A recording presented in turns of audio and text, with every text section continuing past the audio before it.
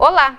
Neste vídeo falaremos sobre o desenvolvimento neuropsicossensitivo motor do bebê. A estimulação precoce faz o uso de programas que vão estimular os sentidos, a exploração motora, o descobrimento, a percepção, as emoções e o autocontrole. Então, quando nós falamos sobre o desenvolvimento neuropsicossensitivo motor do bebê, é sobre essas percepções, as emoções e o autocontrole que nós estamos falando. Esse programa ele é baseado no desenvolvimento neuropsicomotor da criança e sua finalidade é desenvolver a inteligência e a descoberta de potencialidades por parte da criança. Para a gente entender todo esse processo da inteligência, das emoções, do desenvolvimento, precisamos conhecer sobre a formação neural. A formação neural, ela se inicia logo nas primeiras semanas de gestação e ela se estabiliza ou ela termina de se organizar na fase dos 25 anos. Então, nesse quadro, a gente pode observar as três fases principais dessa formação neural em que o humano ou o bebê passa durante a sua vida.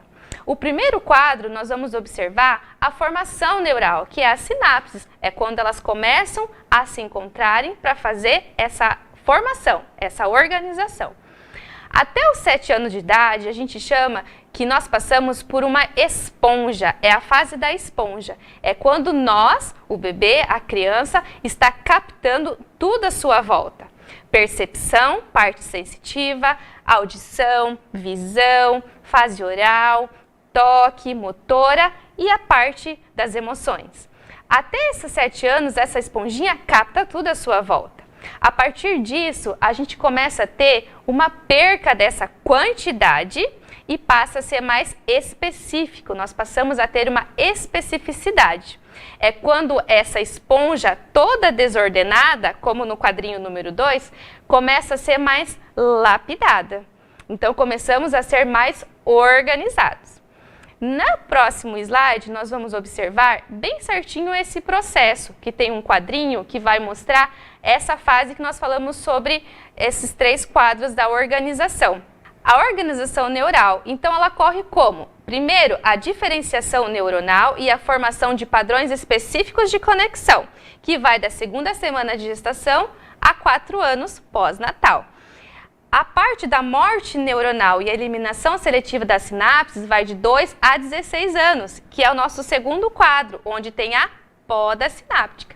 E, por fim, a mielinização neuronal, que vai das 25 semanas de gestação a 20 anos. Então, esse quadro que nós vimos agora resume o que a gente viu lá na frente, os 3 quadrinhos, todo esse processo da nossa formação. Então, nós podemos perceber que existe um circuito em formação. Até os 7 anos de idade, esse circuito ele está absorvendo tudo. A partir daí, ele está sendo lapidado para que aconteça esse processo seletivo, essa especificidade durante esse aprendizado do humano ou do bebê até os seus 20, 25 anos. Após o nascimento do bebê, o cérebro começa a realizar conexões entre os neurônios, que são essas sinapses. Elas servem para transmitir e armazenar informações. Segundo estudos, o cérebro do recém-nascido chega a criar de 2 a 3 milhões de conexões por segundo. Então, aquele quadrinho do meio que nós vimos, que era um emaranhado de conexões, é justamente sobre isso que nós falamos, de 2 a 3 milhões de conexões por segundo. Do nascimento até os 3 primeiros anos de vida, há uma proliferação de neurônios e sinapses nervosas que funcionam como uma esponja para capturar a sua volta, tudo que está à sua volta. A estimulação através dos sentidos, como a audição, o olfato, o paladar, o tato, a visão, a parte vestibular, a parte da propriocepção, que é a forma como o bebê vai reagir aos meios externos, ativam esses neurônios responsáveis por essas conexões sinápticas, permitindo o aprendizado. É por isso que é muito importante apresentar estímulos sensoriais adequados desde cedo para o seu bebê. Então, a partir do momento em que essa esponja começa a capturar, nós precisamos ofertar os estímulos ao bebê, não deixar que ele descobre sozinho. Nós precisamos ofertar esses estímulos. Para que o bebê seja apresentado a esses estímulos, é preciso que ele explore o ambiente, livre de cercadinhos e andadores. Por isso que vemos que é importante deixar o bebê deitado, principalmente no chão, com o seu meio externo, onde ele possa ter uma visão ampla do que está acontecendo à sua volta. Tudo muito regado de afeto, carinho e principalmente deixar o bebê explorar.